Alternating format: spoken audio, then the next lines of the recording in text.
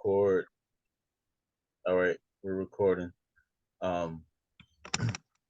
So thank you for checking out this video. This is I'm gonna have a conversation with Anne. And Anne is, where are you in the world? I'm in far north Queensland on the Atherton Tablelands in Australia. Wow, that's like a day ahead of us or close to it. I think, and near enough, I think about 14, 15 hours ahead of a lot of the Okay. United States. Yeah. Yeah. So fair bit ahead. Yeah. So welcome everyone watching this video in the herbal juice community and YouTube. Um Grateful that you all are here. Grateful to have Anne here just to have a conversation around fruitarianism and just to get her experience on a fruitarian diet and just some information about it. So Anne, you've been a fruitarian for how long so far? 32 years. So Yeah. what does that mean, a fruitarian? Like, is it like just fruit, right? Well, for me, it's mainly fruit. I occasionally have nuts. If I make a fruitarian cake, a celebration cake for Christmas or birthdays or a special occasion, and I'll use macadamia nuts, which I soak, and raw macadamia nuts. But generally, I eat mostly fruit. For my fat, I prefer to have avocados and durian rather than nuts and seeds, just because for me personally, it works better and it digests better. So I'd say like 95% of what I eat is fruit. Occasionally, I will have greens or some raw vegetables, but not usually. In the main part, if I can access good quality fruit, that's what I'll eat. And I've been very happy doing so. From when I started out on this diet, it's been very similar over the past 32 years. It's been simple meals, mono meals of one type of fruit. And for me, that's what works best. And also it ensures that you eat really good quality fruit. Because if you're eating a piece of fruit by itself, it has to stand alone. It has to be good quality. You can't think, well, it doesn't taste good, so I'll mix it with something else. I'll blend it with something else. It's really got to be of good quality. So for me, mono meals have worked because it ensures that I always eat really good quality fruit, but also I find that mono meals digest the best and give the best amount of energy. And it doesn't necessarily mean you just have one fruit all day, although you can do an extended mono diet. Mm-hmm. But it just means that you'll have a meal of one type of fruit, and then you'll wait a little time, and then you'll have something else if you want something else, and you'll have as much as you desire. Mm-hmm. And that amount can vary because it really depends on the individual and your individual needs. And when I started out on the diet, I found that I needed to eat more than I do now. I found that to maintain my weight, I would probably eat maybe twice as much as I do now. But several years into the fruit diet, I did an extended mono diet of orange juice. So I just had fresh orange juice for 52 days. And I'd never done anything like that before. I went into it with no expectations because I was just accompanying a friend who wanted to do the diet. And so I didn't think, oh, I'm doing it for this reason or that reason. But after I did that mono diet, I just found that fruit was doing me so much more good. Even though I'd felt good before, I found that I needed to eat less. I was assimilating a lot more. It was like my digestive system had done a lot of healing during that mono diet. So, I'll just eat as much as I care for. And that can vary. So one person might eat 5 mangoes and feel satisfied. Another person might eat 2. Another person might eat 10.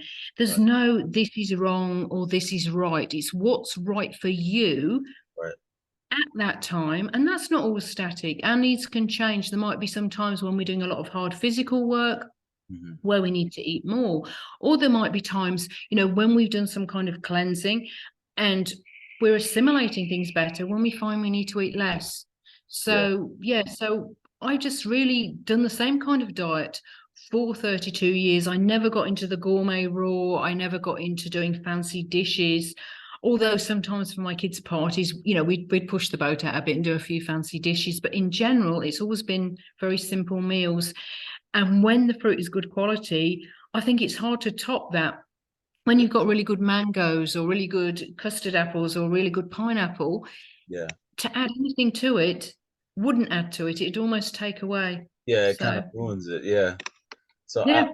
Yeah. I've been I've did like for the past not so much recently, but for the past like 2 years I did like a I would say 70% fruit diet to where I Hmm. was eating like mainly fruit for like a year and a half. And it I felt so good. I mean, I was doing things I didn't know I could do. Like I ran 6 miles. I Yeah. just got up and ran, Mm. and I didn't think about food or anything after. I remember the day like it was yesterday, Mm. and I had like a couple of honeydew melons, and I was my body was just completely satisfied. I wasn't Mm. Mm. sore. I didn't feel sore the night, and it was my first time running 6 miles, and it was Yeah. crazy. Um, Yeah. but it's such a beautiful thing. What got you like what you said a friend of yours, it was sort of like a challenge, or you just kind of joined a friend? Well, that was the mono diet. So it was a friend of mine that wanted to do an extended orange juice diet. So that's how I got to do that first extended mono juice diet. But how I got into the fruit diet was when I was 20, I was at university and I became vegan purely for ethical reasons. I was 20, I thought I had, good health. I wasn't even concerned about my health because fortunately I had, relatively good health. Mhm, And it was just for the ethical reasons. I was no longer comfortable with the way animals were treated in the dairy and the egg industry. So overnight, me and one of my best friends, we'd had that's it. We'd kind of known about practices in these industries, and we'd kind of, because we liked our chocolate and our cheese, we'd kind of put it off, but we decided no more. mhm, And the very next day, I was walking up to the university campus. Now, where I lived was at the bottom of a hill, and the university campus was at the top of the hill. And every time when I walked up that hill, I would get tightness in my chest and wheezy. And the very next day, after I gave up all animal products, I realized I was at the top of the hill and I wasn't tight in the chest and I wasn't wheezy. And it was like, oh, wow. animal It products really hit like me. what, like meat? Sorry, no, What? I'd already given up meat and Okay, I didn't really notice any difference because I'd never really eaten a lot of meat, but I gave up the dairy products and eggs. gotcha. But I never ate so many eggs, but it was mainly the dairy products. I would eat cheese and dairy chocolate. But that very next day, it was like a revelation. It was like, Yeah. oh my goodness, I'm not wheezing. And I hadn't expected it. I hadn't expected anything to do with health. It was no decision to become vegan for health. It was purely ethical reason. But from that moment on, I was like, my eyes were opened Mhm, and I was interested and I wanted to find out more about the connection between what we put in our bodies and how we feel. So I read lots of books and, sort of was very open to new information. And I tried different types of vegan diet. So I knew like ethically I'd always be vegan, but I was interested in within veganism, looking at the different types of diet. And I tried the Anwigamore, lots of wheatgrass, lots of sprouts, raw diet. I tried a macrobiotic vegan diet, which was mostly cooked. I tried a general sort of whole food vegan diet, and I felt good on all of them, but not that good that I stuck with any one of them for more than about 18 months. mhm, And then in 1990, I went to a meeting and guy that was talking, it was an animal rights meeting, was a fruitarian and his name was David Shelley. And he was just a local Leicester lad because it was Leicester in the UK where mhm, I was living at the time, my hometown. And he was just such a great advert. He had loads of energy. He cycled everywhere. It was just like, wow, whatever he's doing is working really well for him. mhm, And a whole group of us thought, like, yeah, we want some of what he's got. And so we started out on a fruitarian diet and we formed a buying group so we could access really good quality organic fruit from all over the world.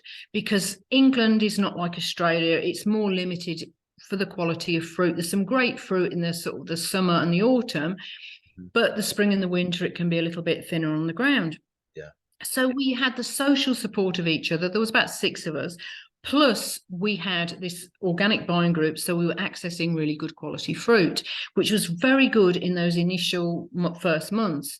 But Mhm, also, I did a transitional period because I was in the early stages of my first pregnancy. And I thought, I don't want to do anything too extreme. And I had been gradually refining my diet anyway before I started on a fruitarian diet. So I'd started to cut out white flour and white sugar and highly processed foods. But mhm, even so, I wasn't sure of the extent of any elimination that could happen mhm. during pregnancy. So I did a sort of an extended transitional period of about a year, at the end of which I was on a fruit diet. And I found that transitional period very useful because it showed me what worked best for myself. Hmm. Because everybody has slightly different individual needs, because we're not fifth generation fruitarians. There's the sins of the father, our past health history, the past health history of our parents, our grandparents, our great grandparents, and so on, Hmm. all affect our individual health, because what we eat and what our parents eat affect our individual DNA.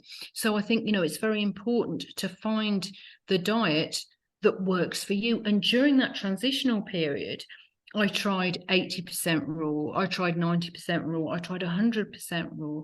And I found out, for me personally, when I was doing 100% raw, I felt the best. If I had cooked food, and that cooked food would be simple cooked food, it might be some steamed vegetables, or it might be a baked potato, Hmm. or it might be a baked sweet potato. But if I did that for more than one day, so if I did it for 2 days in a row, the taste in my mouth would be different when I woke up in the morning. My body odor would change, and I just didn't feel quite as good. Hmm. And I can appreciate there are people that might do 80% raw and feel very good on it. And that might work for them because they might want to go out more socially, or they might feel that they keep on track with having 20% cooked. So I think a transitional diet for me showed me what worked best for me, personally. Hmm. And yes, and so that's how I got into the fruitarian diet. And I've never really looked back, because I've never, I've done different types of vegan diet, and none of them worked in the same way and ticked the boxes. Like environmentally, fruit growing is very good for the environment, because especially if it's organic and non-sprayed, because 1 acre of land, if you're planting potatoes or vegetables, or you're growing avocados or bananas, the fruit will produce a lot more per acre. Yeah. And with beef it's very little. I think with beef it's something like 150 pounds, but if you plant that area with bananas, say, you can get thousands, 12,000 pounds or more. So it's Yeah. very, very high in terms of efficiency. Yeah. Environmentally, Yeah. ethically, it tick the box, but it has to also tick that box of how you feel. It's no good thinking, well, this diet, environmentally I love it, ethically yes, Hmm. but I don't feel well on it. So for me, it's just ticked all those boxes and continues to tick them. And I think it is important to not just say, right, I'm going to be a fruitarian and I'm going to do it for 30 years. You have to evaluate how the diet is working for you. Do you need to have a few greens, or do you need to have more fat, or do you need to eat more fruit, or more of a certain type of fruit, or do you need to get better quality fruit, and just to see how it works for you. Yeah. Because we are all slightly different. I do believe we've all got a body that is adapted to a fruit diet or a fruit-based diet. Yeah. But, we all have slightly different DNA due to decisions we've made, our parents have made, and so on. So, yeah. Yeah, I truly believe that like the origin, our native land is tropical. I believe we're tropical species, and Mm, I talk about this a lot on my social platforms. Is that we're like tropical species. We're very high electrically, or we should be. So we should mm, more electrical foods, more hydration, more mm, sugar, mm, natural sugar, fructose.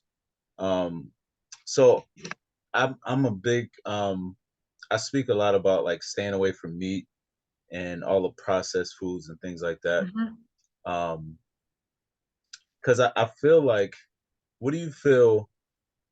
Do you believe that? Do you believe that the fruitarian is or should be the diet of like the human species? I feel like I that's do. yeah, Yes, I do. I think, and when you look into this, and I think when you go into a fruit diet, you have to have faith in it, not blind faith. You've got to look at the physiology, anatomy, biology, dietetics, yes, and I'm really interested, and I still read all I can on our anatomy, our physiology. And I really truly believe, looking at our anatomy and physiology, that we are designed to eat a fruit diet.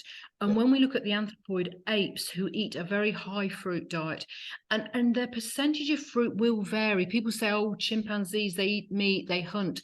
And some of them do, but yeah, a lot of their diet depends on where they live. So there's a book I've got called The Vegetarian Passion, which was written, I think, in the 1970s. Oh And wow. in it shows showcases two studies of chimpanzees by a researcher, and one group were in an area where there was a lot of fruit, and they ate 90% fruit, and the rest was like leaves or tubers and some insects. Hmm. But another group at a lot lower percentage because they lived in an area where there wasn't as much available fruit. So I think when we're looking at the anthropoid apes who have a similar anatomy to us in many, many ways, similar dental structure, similar length of intestines, no, I'm not saying exactly the same, and they are high fruit eaters, especially if they can access fruit. Often Yeah. they'll eat more greens and more vegetables just because they aren't able to access fruit because there's not enough Right. or it's seasonal.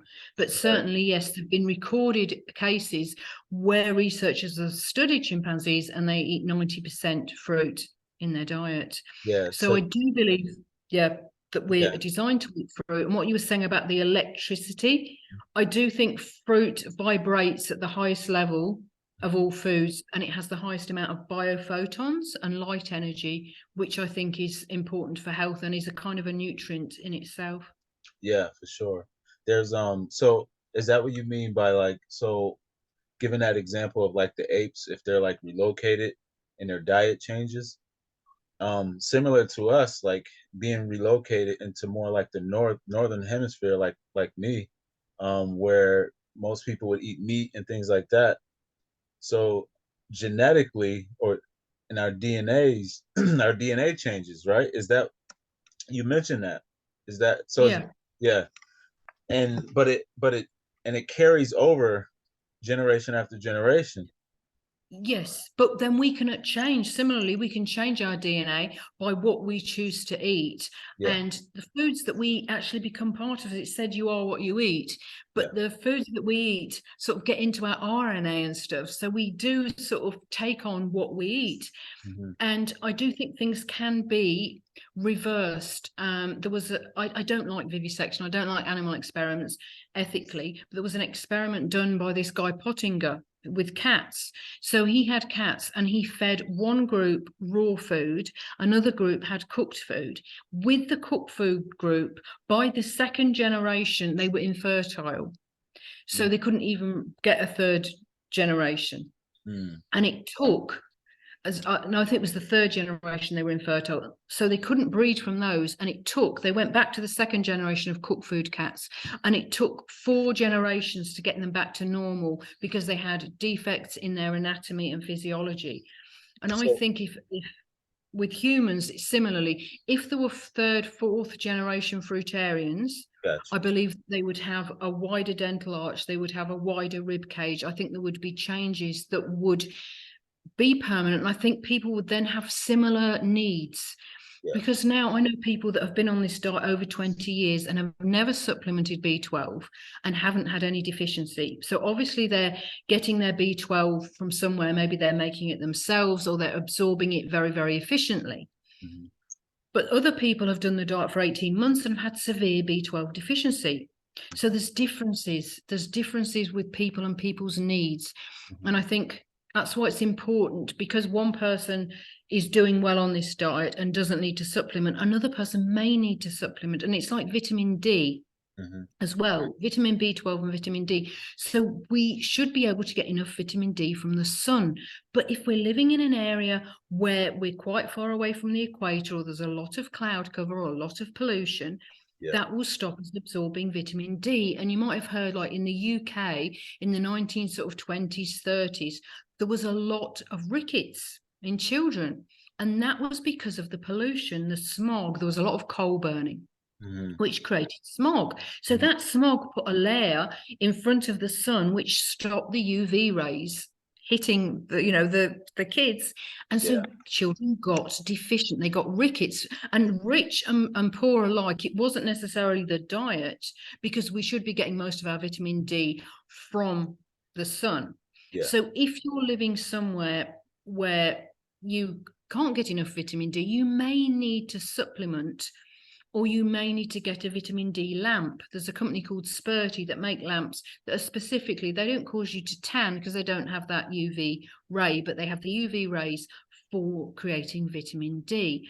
And again, looking at your natural skin color. So Mm-hmm. people tan as they get more exposure to sun, Mm-hmm. which lets less vitamin D in. So Mm-hmm. somebody with a very pale skin can absorb almost 20 times the amount of vitamin D than someone with a darker skin. So that's another consideration. If your natural skin color is darker, you may need to supplement, where a person with a lighter skin color doesn't necessarily need to. So there's all kinds of individual factors. So I think some people will need to supplement vitamin B12 on this diet and vitamin D. And it's again looking at our individual needs, because vitamin D is very, very important for all kinds of things. It helps prevent cancer. And we've had a huge scare about the sun, keep out of the sun at all costs. Mm-hmm. And now it's interesting that even some of the big cancer organizations in the UK are saying, well, actually, do go in the sun for 10 minutes a day without sunscreen on, because vitamin D helps protect against breast cancer, against bowel cancer, against various other forms of cancer. Yeah. And so it can go the other way. Yes, you don't need to get overexposure to the sun. You don't want to burn your skin. You don't want to get skin damage. Right. But by not getting any natural exposure to the sun, because you're always going out covered in sunscreen, you might actually have a higher risk of cancer because you're not getting enough vitamin D. So people can choose to supplement if they want, or get a vitamin D lamp. But yes, it's very, very important. Vitamin D is like a steroid. It's very similar to cholesterol in its molecular structure. So it's not so much like the vitamin C, vitamin B group. It's more like a steroid in its sort of function in the body, and very, very important for our immune system. And recently we hear about people saying to protect from respiratory viruses, vitamin D. And yes, that's one of its roles. It's important to protect us from certain, viruses, and it helps our immune system. It helps our endocrine system. So yeah, very, very important. Yeah, that's like we're part of the ecosystem, the earth as a whole. We're like one, and everything in it feeds or receives from another, part of the ecosystem. So it's a beautiful thing. I love nature and how it all works together. Yes, yeah. It's crazy And because we're yeah, told to run away from it. yes, yeah. And I think we've very much removed ourselves from nature. Everything's got to be antibacterial, living in a sterile environment. I think Right. nowadays children go on computers and phones so much instead of just playing out in the backyard and climbing trees and getting dirty and that kind of thing. And when we look, I think one thing that I've noticed with the fruit diet is it gives you a really lovely connection with nature. You just feel that connection with every living creature on the planet, and that's a wonderful thing. And we see that we have this wonderful symbiotic relationship with fruit trees. Mm-hmm. So the fruit tree will produce fruit for animals to eat, because trees can't move. So one huge issue they have is spreading their seed. Because they can't move, they don't want all the baby trees growing up in their shade, because they'll be competing for light, for nutrients, for space. They want the seeds to be dispersed. Now, some trees disperse their fruits by water, like the coconut. The coconut often grows near the oceans. When the coconut's ripe, it'll fall off and it will float away. Some plants distribute their seeds by wind, like dandelions, but with fruit mostly it's too heavy for wind dispersion. So one really great idea is, well, how about we'll get animals to eat the fruit, and then they'll either, with a mango, they'll take the fruit away and they'll throw the seed, or with smaller seeds like passion fruit or tomato, the seeds will be consumed, and when the animal defecates, they will be planted, ready, fertilized. Yeah. And so we have this symbiotic relationship, whereas we get this wonderful food, in return, we plant seeds. And I think I never throw seeds in the trash unless I'm at an airport and I can't do anything, because I can't take them on the plane with me because I can't get them off the other end. Yeah. But for the most part, I always either compost seeds, I scatter them, or I plant them, because I think it welches on the deal. We've been given this beautiful food, this wonderful food that the plant or the tree has taken, a lot of energy and a lot of resources to produce, and in return we plant the seeds. So I just love that. I mean, that's one thing. When we eat leaves, we damage the plant. When we eat tubers, we dig up a potato, we kill the plant. But when we eat fruit, we're actually helping the plant, the parent plant, by spreading the seed and growing new That's so babies. So yeah, that's such an I love that. interesting way to see it, because that's how it is really. But I never Mm. thought of it that way. I never looked at it in that way. That's beautiful. That's a beautiful thing.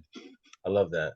How do you so your connection with nature? So I don't know if you've heard of Dr. Robert Morris. Um Yes. yeah, but he's a doctor that um kind of steered me in the fruitarian direction, and it all connects with me. So, and like I said, I tried it myself. I plan to go back on it a little bit more, Mm. just to Mm. just to align myself consciously, and just to because I feel the difference. I mean, there's no like, if you just experiment a little bit with diet, you begin to notice a difference. And Yes. but you mentioned like energetically, how is your energy? Like, do you have to? Is it too much sometimes? Like, how do you feel about that? When I first started, yes, it was like when I first started, because I'd come from like a mostly cooked whole food vegan diet, and you just got all this energy, and it's like you have to exercise and it's enjoyable. And like you were saying about your 6 mile run, and I noticed I'd be running, I'd go running, and I wouldn't have aches and pains, and I'd be smiling, and you see people running and they look like they're in agony because it's Mm, painful. yeah. And the person that I heard talk, David Shelley, who was that where I got introduced to fruitarianism at the animal rights talk, he gave an example when he got, because he was very athletic and he did a lot of training, and he used to go running up this big hill in Leicestershire, and Mm, he'd call it Agony Hill because it was always really painful to run up. And he noticed after a few months of being on fruit, he was running up the hill and he wasn't aching, and it was like, wow. And so, yeah, I think that's a marvelous thing about the fruit diet, is that it gives you energy. But then when you do exercise, you're not getting the same aches and pains that you might ordinarily get right. when you're on a different kind of diet, because I think it's a very anti-inflammatory diet. Yeah. So a lot of foods cause inflammation, and inflammation in the joints can really make exercise quite painful. Even in, fairly young people, Yeah. there can be inflammation in joints and stiffness. And I think, yes, it just frees you up. You feel looser, you feel freer, and you have all this energy. And I just had to exercise. Mhm. Now, I mean, I do exercise. I run 10 kilometers, which is close to 6 miles, I think, every other day. Okay. And I work on the land. And that is, if you're out weeding or, sort of moving soil about or lugging big hoses and just generally gardening, is really good exercise. Yeah. And I just feel at the end of the day, I just feel nicely tired. I've done a good day's exercise, worked on the land. And what you said about connecting with nature, being, getting your hands in the soil, Mhm. getting your feet on the earth, Mhm. and appreciating it all. And it's just so beautiful. And I think there's beauty in every area. Mhm. Even if we're living in quite a sort of built up area, there's parks. I know in the US, I've spent a bit of time in America, some beautiful parks there. The same in the UK, and getting out into the country areas. And I think that's very important for our souls. Mhm. Even if we live in a very built up area, if there's a canal where there's a canal towpath with, nature and wild things growing, and Yeah. just make sure that part of your day you get outside.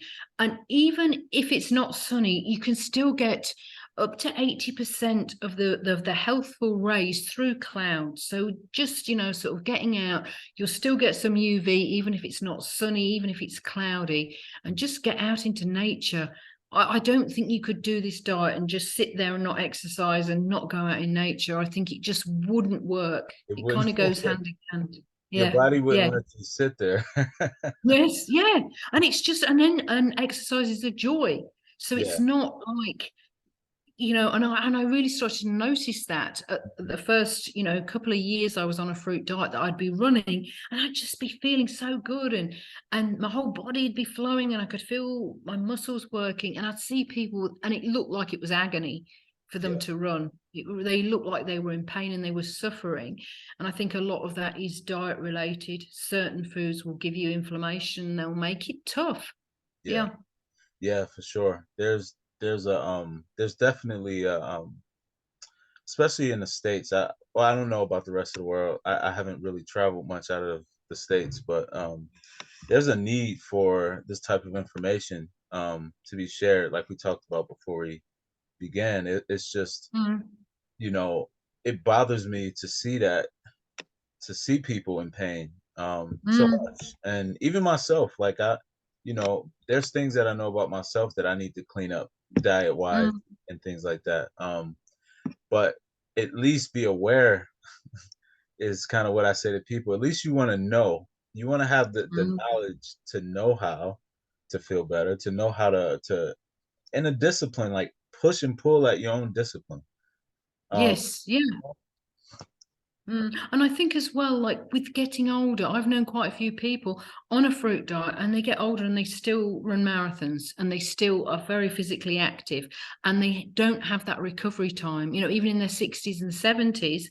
Whereas a lot of people, if they do a lot of physical exercise, need a lot of recovery, even when they're quite young. And I think it helps with recovery time for sure, being on a fruit based diet, because you haven't got the same toxins in your body that you've got to deal with. So yeah, and it shouldn't be. I really think getting older. Yes, we all get older. We all age. That's part of the life cycle. But we still should be able to do what we want to do when we get older. If we want to run a marathon, we should be able to run a marathon. If we want to do gymnastics, whatever we want to do. And I think if we keep up with our training and if we on a clean diet, we can. And we don't have aches and pains. And you get out of bed in the morning and you still got a spring in your step. And I think that's a very good barometer, yeah, because unless you've had a particularly rough night's sleep or you've gone to bed very late, generally, how do you feel first thing in the morning? Are you ready to spring out of the bed and feel great and you don't need a cold shower, you don't need a cup of coffee to get you going, but you're ready to go as soon as you wake up? And hmm, I think if you feel groggy in the morning, if you feel hungover, even if you've not drunk alcohol, often that's other things that you're having that make you feel groggy and sleepy, even if after you've got a good night's sleep. hmm, So I think, you can get older and you can be healthy, you can be active, you don't have to have aches and pains. And people say, oh, it's just me getting older, right, I'm not too bad, but I've got this ache and all me back and it's just getting older. And I don't think it is just getting older. I think we maybe have to be more mindful of certain things as we get older, especially if we've had quite a few years of eating conventional diet. yeah, But I really think we can have fantastic health at any age and feel good and feel fresh, not feel like we've got a hungover feeling in the morning. And I think that's a good barometer. How do you feel first thing in the morning? That's what I'll ask people. How yeah, do you feel in general? Not if you've had a restless night or if something's bothering you, or if you've had a late night, or if you've been to a party, but in general, how right, do you feel? And if you don't feel so good, then maybe look at what you can do to change that so that when you wake up, you feel great. right. That's just like an average. On average, how do you feel in the morning Mm. when you wake up? Yeah, Yes. Yeah. Yeah. that's really good. Yeah. And that's something that I noticed as well when I was much younger, because I started this diet when I was 24. So when I was, so I was very young when I started it. But Hmm, before that, even on like a cooked vegan diet as well, but certainly on a regular diet, when I woke up in the morning, I'd feel rough and I'd feel groggy and I'd feel like I have to have a shower just to sort of blow the cobwebs away. hmm, And now, like, I'm 56 and I don't get that. mm. So yeah, and I feel good Wow. in the morning. If I have to get up early, I'll go running early in the morning, about 5:30 in the morning, Mhm, maybe a bit later in the winter when it's darker in the morning. mhm, And I'll probably get up before that, between 4 and 5 a.m., do some internet work, answer some emails, and then I'll go out running, and then I'll come back and do some work on the garden, and then I'll have my breakfast, and I've got plenty of energy to do that and feel good to do it yeah, without any stimulants. You don't need to have coffee or any of the or chocolate or any kind of stimulant to get you going. right, You're right. going anyway. So Right. yeah. That's so true. But coffee is like one of those. I mean, we get addicted to these things, Mm, and that's mm, where we have to really pull at our willpower to pull away from these things. But yes. again, it comes back to the knowledge. Just knowing that you don't need it is like the first step. You do not need that. Yes. You know. Yes. And you have to be ready to let it go. And I think if we deny ourselves something, if we say, right, I'm never having coffee again, our brain can work against us and it can Oh think, yeah, hmm. that's what we are. And there was, yeah, and we can sabotage ourselves. And there was a lady who wrote a book in the 1980s, The Beverly Hills Diet, Judy Mazel. And she recommended, she had a lot of Hollywood stars, and it was mainly a weight loss diet. But she had 3 or 4 days a week of purely fruit and a fruit monomeal. So she really understood the power of fruit. Mhm. And one thing she said in her book that I really like, she said, if you really want something, it'll still be there tomorrow. And I thought that was great, because it's like, if you tell yourself, I'm never going to have coffee again, or I'm never going to have chocolate again, your body will want it and rebel. Whereas if you say, nothing's leaving the planet, if I really want something, it'll still be there tomorrow. You know, nothing's leaving the planet. If I want it, it'll still be there tomorrow. Most times when tomorrow comes, you don't want it. Right. And I think it's you, but you have to be at the stage where you're ready to let it go. Like when I was doing my transition diet, I'd got to the stage where I was ready to let go that last bit of cooked food, Yeah. because I knew I felt better when I didn't have cooked food. And that was me personally. And I was ready to let it go. And I think with things, you have to be ready to let them go and see it as letting them go, rather than, oh, I'm never going to have this again. Oh, I'm denying myself. You Right. know, I'm never going to have coffee again. You be ready to let it go. And when you're ready to let it go, it's a lot easier, because you see Yeah. it as letting go. It's no longer this, what I'm having is no longer helpful for me. It's no longer helping me. Maybe it was useful in the past, but I'm ready to let it go. And I Right. think that helps to move on. I'm ready to let it go. That's okay. You know. Yeah. That's so true. You kind of have to be like all in alignment with yourself to move in a particular direction. Mm, That's so true.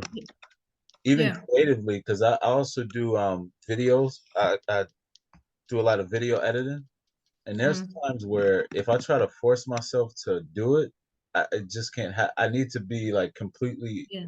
in agreement with myself in every way to do it. Mm. Um, but I wanted to ask you, so you have a lot of fruit trees around you. What's the quality of fruit in the area? Because I know in the States, like it's really tough. Well, in far north Queensland, we're very fortunate. There's a lot of really good quality produce. We're at a high altitude, so we're subtropical. So we grow a lot of subtropical fruits, but then just sort of down the hill, so about 40 minutes by vehicle away, we can get the true tropical fruit like durian or mangosteen or rambutan. But we can grow a lot of stuff like mangoes, pineapples, papaya, longans, lychees. So we can grow a lot of stuff here, but we do. And there's a really good market in Cairns, which is that's about 2 hours by car away. Wow. Also in far north Queensland. And it's like anybody that loves fruit, it's like, you know, just wonderful, because it has so much fruit and a good price. So it's affordable, because that's the other thing. It's affordable, but also it's really, really good quality. Mhm. So we go there a lot, and you know, we'll get a lot of fruit from there. We are trying to grow as much as possible, so we're planting fruit trees. There's quite a few existing fruit trees here, and we're just starting to get some mangoes because it's mango season. It's a bit late this year, but so Queensland is mango season at the moment. Mhm. So we've got some mangoes. Also, if we get a bunch of bananas, we grow bananas, Mhm. and a bunch of bananas. I don't eat a lot of bananas because often they're chemically, or they're picked green, or they're gassed. But when you can grow them yourself, they're a really good staple. So there's been days when I've just eaten things from our land when I've had a lot of bananas, Mhm. because you know I'm quite happy to eat a lot of bananas if they're naturally grown, not if they've got chemicals on. So and that is a lovely feeling to be able to just think, well, Yes. all the food I've eaten today has been, you know, from the garden. So that's what we're working towards, and getting that good quality and building the soils up. So Right. we are very, very fortunate to be in Australia. Australia is a wonderful country. It has a range of climates. So almost any type of fruit, Yeah. you can get it from somewhere in Australia. The cooler areas, you can get apples and pears and the stone fruit, and the warmer areas, you can get all the tropical fruits. Mhm. And the markets, there's a lot of markets in this area. There's Rusty's, which is a market that's on 3 days a week in Cairns, but at the weekends there's farmers markets, and you get just local people bringing in their fruit. And that is a really affordable source of fruit for a lot of people. So yeah, that's very good. I love that. That sounds so good. Like just the sound of it. Like it just sounds so good. Like just to kind of go outside and just pick fruit and just eat it. It I'm is. I'm It's on a, a journey yeah. for it. And it's a different experience when you go, and especially if you've been watching that fruit, grow and getting excited. But even if you're foraging, so even if you're going out and foraging fruit is great and it's a good addition to the diet. And you can forage in many, many climates. I've been New York City and got rose hips, got figs, got yew berries. And yew berries actually are not toxic, but every other part of the yew is. So you have to be very, very careful with yew. But and that was in like the city, in New York City. There's things that you can forage, but you do need to know what's poisonous and what's not, because there are some fruits that aren't edible for humans but are edible for birds or other animals, but we can't eat them. But to just pick fruit and it's sun warmed and it's perfectly ripe off the tree and eat it is an experience. It's not just, I don't know, it's not just about physically nourishing you, but at a soul level, mentally and emotionally, I think picking your own fruit and eating it is emotionally feeds you kind of thing. So Yeah, yeah, for sure. beautiful. How's the weather there? It looks pretty bright out. The sunlit. It It's looks, gorgeous, actually. It's the rainy season, and we've had a lot of rain, but we've got a break for a few days. We've got some sun, which is good because when you get the rain and then the sun, that's when everything just grows crazy. yeah, yeah. So the climate here is a subtropical climate. We're in a tropical area, but because of the high elevation, we're actually subtropical because we're 900 meters high. It'll be cooler than Gotcha. going down the hill, which Yeah, I like because I think the air is very fresh. I think it's quite healthy to live at a high elevation. yeah. So we sort of subtropical, we get a rainy season and we get a dry season, really, more than the traditional four seasons: spring, summer, autumn or fall, and winter. We kind of get dry season, wet season. Hmm. So in the dry season, we do have to water our trees a bit and look after them because it gets very sunny. It's the winter, but it's very sunny and warm, but very dry. Then the wet season, which is the summertime here, which is now, is hot and wet, but we do get sunshine as well. So it's a lovely climate. I mean, I'm from the UK, and the first 12 years of my fruit diet was in a cold climate in the winter, and sometimes the summer would be cold as well in England. Yeah. But here, and for the first few years I lived here, I kind of had to pinch myself. I couldn't believe how wonderful the climate was, and it'd be winter and I'd be, in my shorts and a vest and just feeling the sun on my face and thinking, this is the middle of winter. And the washing gets dry, on the line. And it was just, yeah. But yeah, I'm kind of used to it now after being here for nearly 20 years now. Mm. I'm just getting like, yes, this is what the climate's like. But I just feel very blessed. Yeah, it's a Um, wonderful climate. you mentioned pregnancy. So you were on a fruit diet during pregnancy? Is that what you mentioned? Yeah, well, I had two pregnancies. So my first pregnancy was just after I discovered about the fruit diet. So I did a transition. So there were times in that pregnancy where I was all on fruit, but I had some cooked foods as well. Hmm. But when after my son was born, I was pretty much on a fruit diet. It was a couple of months afterwards that I went on an all fruit diet and I was ready to do that. Hmm. With my second pregnancy, I'd been 12 and a half years on a fruit diet. And that pregnancy was on a fruit-based diet. Hmm. And what was interesting was that both pregnancies were great. I felt good. I worked with my first pregnancy. I worked until I was 7 months pregnant. With my second pregnancy until I was 8 months pregnant. Mm. Both times put on very little weight, just 10 kilos, which Mm. I think is 22 pounds, and just had weight really, on my bump. And Yeah. the job I did with my second pregnancy, I wore baggy pants because I was a massage therapist, and nobody I worked with knew. I didn't tell them I was pregnant. They didn't know, and I left when I was 8 months pregnant. So I had good pregnancies, had lots of energy, no backache, no preeclampsia, no swelling, no puffy ankles. Felt fantastic because your hormones are all ramped up when you're pregnant. So if you have a good pregnancy, Mm. you can feel terrific. And I Mm. think it's a shame because a lot of women have tough pregnancies. They have a lot of morning sickness. They have a lot of swelling. They have backache. They have no energy. Mhm. They feel tired and big and heavy. And I think that that can be avoided to a great extent by diet and lifestyle changes.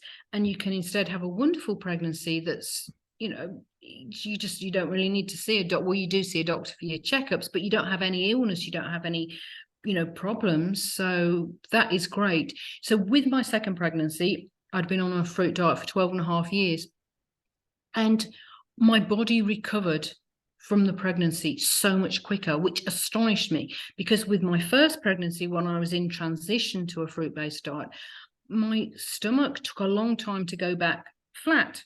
Mm. And I was expecting that. I thought, as well, I'm older, I'm 12 and a half years older. So I think, it's going to take a long time to get my stomach back. But the next day, after giving birth, my stomach was flat. I mean, it didn't have the same tone, but it was flat.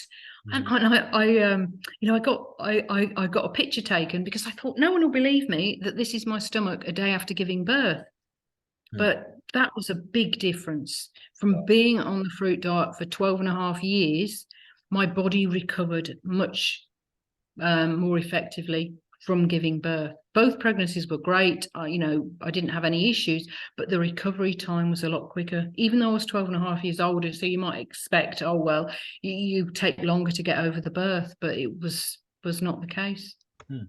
Wow, that's beautiful to hear. So what would you say to women of like that was a really big thing to hear, and I'm sure people watching this is gonna be like, wait, what? Well, as far as like the menstrual cycle and different things like that, like does it change everything like that as far as pains and things? Yes, for sure. And I think our endocrine system really governs our body. Mhm. And hormones are so small. We excrete such a small amount of hormones, but they can change us. Women that get premenstrual syndrome, and they can totally change in personality in the few days before their period, in the first few days of their period. And that is purely down to their endocrine system and their hormone levels. So hormones affect us so much mentally and emotionally. Yeah, As people that are pregnant, your emotions, can be very emotional during pregnancy because your hormones are changing. yeah. So I really do believe that the fruit diet, combined with all the other things that we need, sunshine, fresh air, deep breathing, Mhm. good relationships with other people, a sense of community, Mhm. can really help our endocrine system to function well.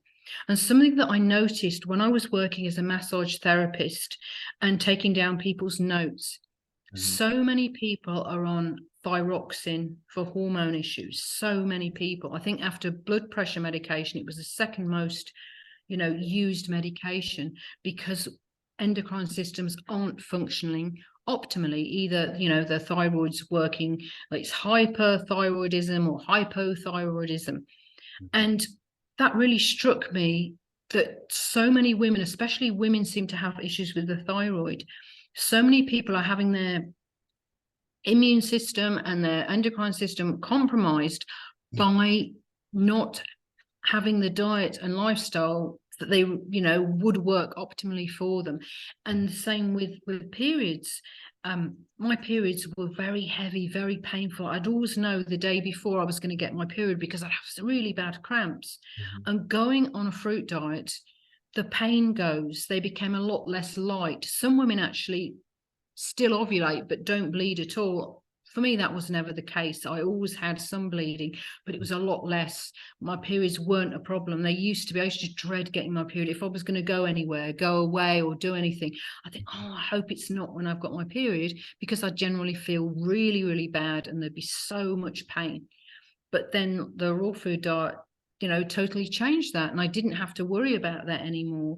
Mhm. And then, like, recently I've gone through menopause, and the only symptom I had was that my period stopped. Mhm. I didn't have any of, and you kind of dread it, because people say, oh, menopause, you'll have it for 5 years, all these symptoms, hot flushes, brain fog, mood change, and a whole list of things. Mhm. And the only thing I noticed different was that I didn't bleed. My period stopped. that was the only indication I had that I've gone through menopause. And I'm thinking, wow. And I mean, I hope that it continues to be that I don't get any any symptoms. But I Mhm. was thinking, and you read so many cases of people really suffering with menopause. Yeah. And I'm thinking, well, if people change their diet and lifestyle, maybe they wouldn't have to go through this. Because I also know other women of my age or older who've been through menopause on Mhm. a raw food diet, on a fruit-based diet, and again, haven't had issues. They've just stopped bleeding, and that's been it. They haven't had any of the other normal symptoms that people expect to have when they go through that change in their life. So, yeah, I really think for the endocrine system, it's a huge thing.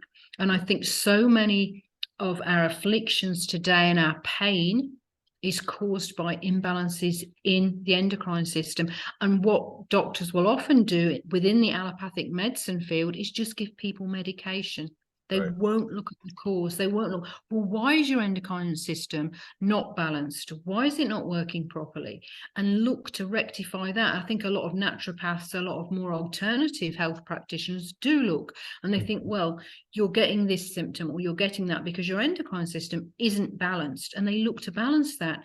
But unfortunately, with a lot of medication, then people say, well, I'll be on that for life. I'll be on thyroid medication for life. Or they have an operation on their thyroid, so they have to be on thyroid medication for life. Right. So I think Yeah. there's the potential there for many people to live happier, healthier lives and be less reliant on medication, but instead be reliant on their own bodies healing and rebalancing, so they don't need to take a lot of medication. And that's empowering. I Yeah. think that's such an empowering thing when we know that we have the power Yeah. to heal ourselves. We have the power to rebalance our bodies. We don't give that power to anybody else, whether they're a doctor or a nurse or a naturopath. Really, it's our own body that always heals itself if the conditions are right. Yeah. And I think I like that principle of natural hygiene. Yeah. It's not anything else, it's our body, but we've got to give our body the right circumstances to enable it to heal. And it's just amazing, I think, the capacity of the body to heal. And sometimes you hear cases of people that are quite a bit above their optimal weight and they've got ulcers and they don't heal. They have these ulcers, painful, awful ulcers, which limit what they can do. And they simply do not heal for years and years and years. Mhm. Now, those ulcers, the body is capable of healing ulcers, but Mhm. it needs the right conditions. And I Right. just think it's really sad in a way that a lot of people suffer when they haven't got the information, Mhm. and they haven't got that power. They haven't taken that power back so that they can, heal themselves. Yeah. Yeah. That's so true. I'm right there with you on that. But if someone's watching this and they're like, um, they are sort of making connections that, all right, yeah, it's diet, it's the things that I'm putting in my body. Mm, Um, mm, but if I change my diet, how long is it going to take for me to feel better? A lot of people think that way and they're just looking for a quick fix. Um, how I like to say it is just kind of your body will tell you. mm, mm. I believe your body will tell you for sure. Yeah. And there's a saying as well that the mills of the gods grind slowly.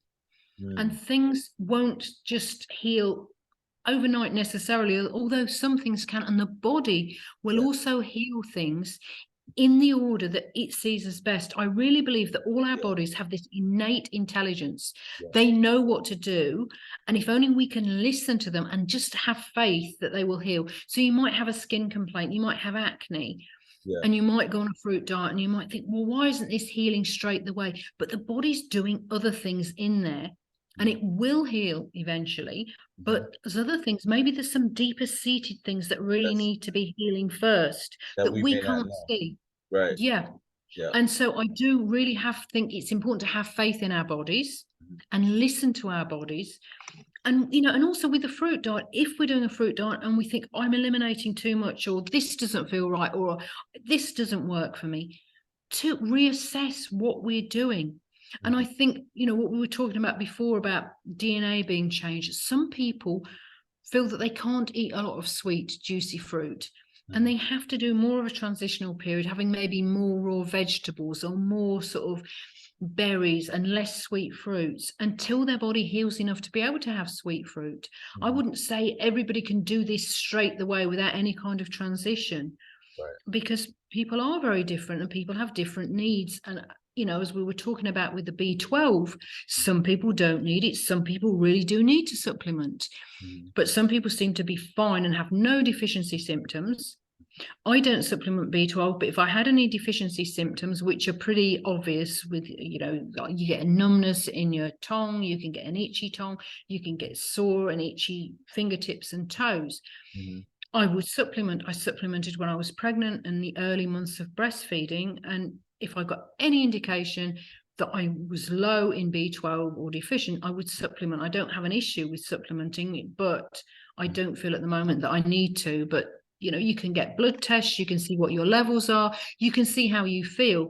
Right. If you start to supplement B12 and you feel a lot better, it's probably, a good chance that you were deficient in B12.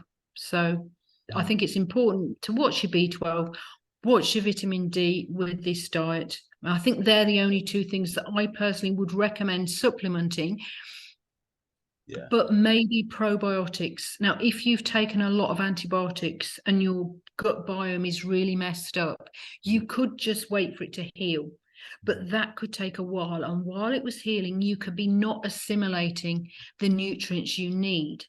And you could be losing weight, or you could be not getting the vitamins and minerals you need to be well. So I would recommend in certain cases probiotics, because they can heal your guts a lot quicker, and then you can, when your guts are more healed, you can assimilate the vitamins and minerals and antioxidants and macronutrients you need to be well.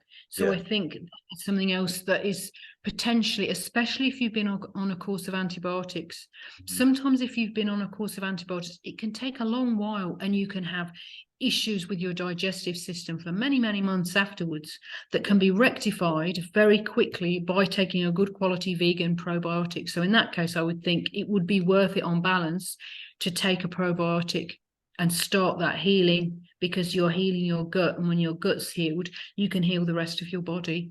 Yeah, for sure. How do you feel about herbs? So do you take herbs or use herbs at all? I don't generally, although very occasionally I'll eat some dill or parsley because I kind of like the taste of them, but not very often. I think some herbs are very, very strong, and I think some herbs are toxic. And I think that sometimes they work similar to allopathic medicine and they add toxins, and that seems to be healing you, but it's adding toxins. I think if you do take herbs or want to take herbs, go to someone that's very, very well qualified as a herbalist and has got a lot of good reviews, because I think there's a potential to, take in herbs that are actually toxic. And a lot of plants can be very toxic to the liver and the kidneys, and they can cause damage. So I think you do have to be careful. I think there's certain things like parsley and, basil and rosemary and things like that are sort of fine to have, but all leaves have toxins in them. We talked before about fruit having this wonderful symbiotic relationship. The fruit wants to be eaten. There are some fruits that are toxic when they're not ripe, because the plant doesn't want you to eat its fruit until it's properly ripe and the seeds are viable. If you eat the fruit when it's unripe, you'll take the seeds away and they won't grow. And so underripe fruits such as ackee can kill you if you eat it underripe, which is kind of scary. But as long as you eat it when it's properly ripe, it can actually kill people.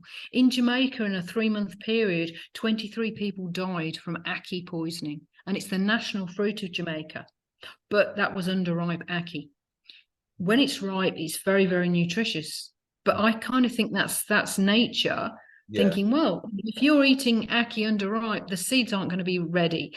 If we make people sick, that's going to stop them eating it underripe, and they're only going to eat the ackee when it's properly ripe. But, and there's some berries that are very toxic to humans because the plant would rather birds eat them, because birds can travel a lot farther away with the seed and then, excrete it many, many miles away. So not all fruit is good for us to eat. So I think that's an important thing. And with foraging as well, I think foraging is something that's really important part, or can be a really important part of getting good micronutrients in the diet, Yeah. but know what you're looking for Yeah. sure. I know. So with the leaves, sorry, I was got Yeah. off to a tangent a bit, but with the leaves, yes. So all leaves have some amount of toxins in them, Hmm. which is like plant defense. Plants are very clever.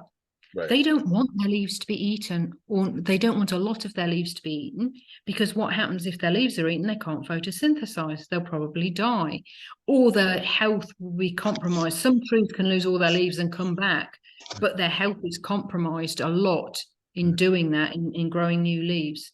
So all plants will put toxins into their leaves like tannins. Yeah. And so that's why some people will recommend, if you're eating a lot of greens, rotate your greens. So if you're eating a lot of spinach, then have it for a while, but then have a different type of green, because there's different toxins in different leaves. So the same with herbs. You have Yeah. to be careful. If you're doing any kind of herbal thing, make sure you know what you're eating Yeah. and make sure it's not toxic, because if we compromise our livers and our kidneys, it can lead to serious health issues. Yeah. Yeah.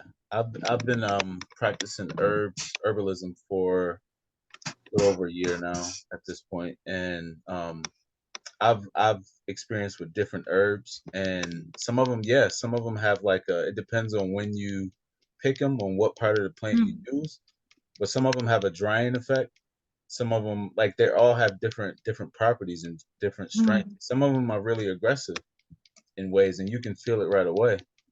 Um, mm, and I've been playing around with different formulas. Me and another herbalist in the area, mm, and we used herbs in like little amounts. And mm, these mm. herbs in little amounts are really good for a particular thing, to target a Yes, particular thing. And we yes, don't we yeah, don't encourage anyone to use herbs for a long period of time. It yeah. helps stimulate cellular function. Mm, It helps to stimulate the body. yes. Yes, and I think that they'll have certain vibrations as well. Yeah, And I think I have heard that some people that tried doing a fruit diet needed to add some herbs yeah, just to get that healing going. So again, I think it's a very individual thing.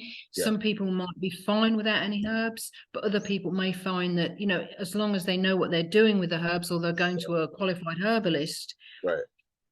then that actually is more effective for them than not having them. So I think it's really about finding what works for you, Yes, and it might not work for somebody else, and that doesn't matter, because you're individual, and maybe you need to have a certain amount of herbs with your fruit diet. And I know Robert Morse does have like a lot of herbs, doesn't he, that he yeah, incorporates with the fruit diet. So yeah, it's very, I think healing and our own journey on this diet is very individual. And Arnold Ehret, who was a pioneer of the fruitarian diet, and I very much resonate with his work, he said the reason that most fruit diets and fasting fail is because not enough individual specification is given, and over time. And I think that's so true. We need individual specification and over time. What might work for us at one period of our life might not in another. So it's no good to say, I'm fruitarian, I'm going to eat these foods for the rest of my life. right. You need to just see how things change over time. I need to eat less now than I used to. There's some periods in my life over the year when I feel like more fat, Yeah, and I'll have, more avocados or more durian. yeah, There's other periods when I don't like, especially in the summer when it's hotter, when I find that having more fatty fruits slows me down and heats me up too much. right. So I think it's really, the diet is not set. It Yeah, changes over time, and it changes depending on the individual and the individual's needs. yeah, for sure. Yeah, and it's yeah, like you mentioned, just I like to say it as like consciousness in the foods, in like fruits and herbs and things like that. And it's like like we mentioned, because being so far away from our I'm not sure how to say it, our natural Mm, genetic makeup, being yeah. so far away from it. That's why I see the benefit in herbs, Mm, because of that, because it mm, brings that, it helps bring that consciousness along. But the fruit, because of the electricity and the energy that fruit carries, it just Yeah. kind of sparks everything throughout the body. Yes, yeah. And I think that it's got the biophotonic energy, which isn't really Yeah, talked about much. So light energy. Now, fruit has far more light energy than any other food. yeah. And when we eat that, we get the biophotonic energy. Hmm. And one reason why pineapple is often cited as being a great fruit is because if you look at a pineapple in flower, it can have hundreds of little tiny purple flowers on. And so the light energy comes in through the stamens. So the stamen of the flower of Hmm. the fruit will Hmm. get the light energy. So you imagine a pineapple has 100 flowers on it, how much biophotonic energy That's a that lot. pineapple is going to have. That's, And yeah, I think it's a shame because a lot of the time we can't get properly ripe pineapple because it's picked under ripe and it doesn't ripen properly after it's picked. And yeah. so unless we live where we're growing our own pineapples or where we can get local pineapples, it's a difficult fruit to find really good pineapples. And I've been growing some pineapples, and honestly, they are so good. Oh, Homegrown pineapple I that's can. picked when it's properly ripe, and you kind of know because the ants start going up it. It's like the ants know, and you can smell it. You can smell that Mm. wonderful smell coming off it as it's growing, and it will just come off quite easily. And it's just, oh, it's an experience. Ah, But that sounds good. getting a pineapple in the store that's come from, thousands of miles away, it's Yeah. been picked under ripe, will get a little bit less acidic, but it won't get any more ripe because it's a non-climacteric fruit, and non-climacteric fruits don't ripen after they're picked. Mm. So yeah, but Wow. if the world had more ripe pineapples in it, I think people would be a lot healthier. It's an amazing fruit, I think, the pineapple. But if it's Well, underripe, it can damage your tooth enamel. It can give you sore at the side of your mouth, a sore tongue. So it needs to be ripe. Yeah. what's your favorite fruit? What do you love to go to? My favorite fruit, I think, of all fruit is the Charente melon, which unfortunately doesn't grow here. It grows in a Mediterranean climate and it grows best in France. It's from France. Mm. It's the most delicious. It's an orange fleshed melon. So it's a bit similar to a cantaloupe, but it's been grown for hundreds of years. I think in the 1600s they were growing Charente melons. It Mm. is perfumed. Its flesh is just really sweet and fragrant. And if you have a bowl of these melons in your room, the whole house will just smell, oh, gorgeous. So I've tried to grow them in the subtropics. They don't really grow very well here because it's too humid.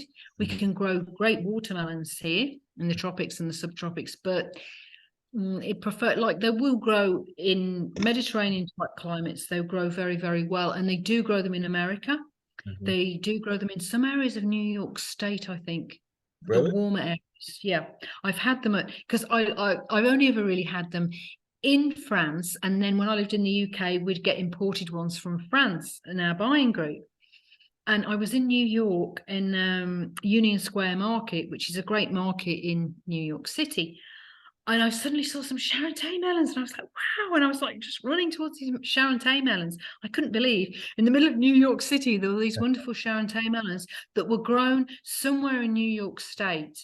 Yeah, Mm. by this organic cooperative. But that was a really nice surprise. Huh. So if you're ever in Union Square Market, probably be August, July, August, maybe September, Yeah. then have a look at the Charente melons. That's my favorite. I also really like figs, blood oranges, fresh figs, and Musang King durian. I Dorian. think they're kind of, yeah, They're the pretty Musang big King too, right? variety. Are they like watermelon size? Oh, some can be, but the Musang King ones are a Malaysian one, and they're my favorite. I've had a few different types of durian, but the Musang King are grown in Malaysia. They're smaller. They might be the size of, well, maybe about that big. Not huge. Maybe weigh a kilo and a half, and they are really, really, What is the yeah, the they're my taste favorite. and what is the taste and texture of it like remind you of? Oh, durians vary. The Musang King is like toffee. It's like Oh, really dense wow. texture. It's sweet, but then it has a almost coffee taste to it. That kind of when you get a coffee, I used to have coffee cakes when I was a kid. Mm. That kind of mocha kind of taste. Wow. Some durians taste more oniony or more vanilla-y. So they have a wide range. The flavor profile of a durian is huge. Some can be oniony, some can be vanilla-y, some can be like coffee, mockery. Yeah, Wow. but the actual texture of a good Mulsanne King is almost like a toffee. It's dense and it's sticky, and it has such a deep flavor, and it's very nutritious. It's higher in fat than most fruits, so it's good if you want to not lose weight or if you want to maintain weight and you're finding it difficult. And it's just delicious. I love durians, but I don't have them all the time. They're quite expensive, so they're more a treat.